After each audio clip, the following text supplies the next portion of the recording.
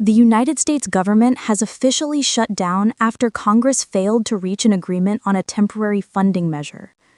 At midnight on Wednesday, federal funding expired, forcing agencies across the country to scale back services and potentially leaving tens of thousands of government workers without pay. The breakdown happened after weeks of heated debate between Republicans and Democrats. The central issue at stake: whether a short-term funding bill should include provisions related to healthcare. With neither side willing to compromise, lawmakers hit a deadlock that pushed the nation into a shutdown.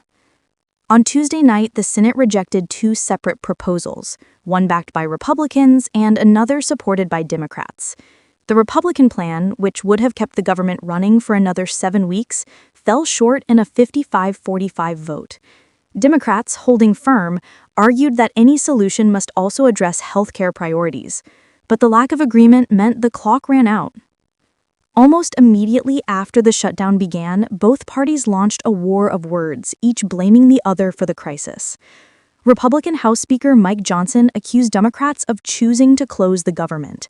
Meanwhile, Democratic leaders countered by calling Republicans reckless and unwilling to negotiate in good faith. Senate Minority Leader Chuck Schumer declared that Republicans were steering the country toward disaster by refusing bipartisan talks. Former Vice President Kamala Harris also weighed in, insisting that since Republicans control the White House, the House, and the Senate, the responsibility is theirs.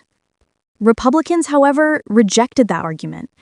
GOP leaders, including Republican National Committee Chair Joe Grutters, said Democrats were the ones playing politics, holding up vital funding for veterans, seniors, and working families in order to push what they called a far-left agenda.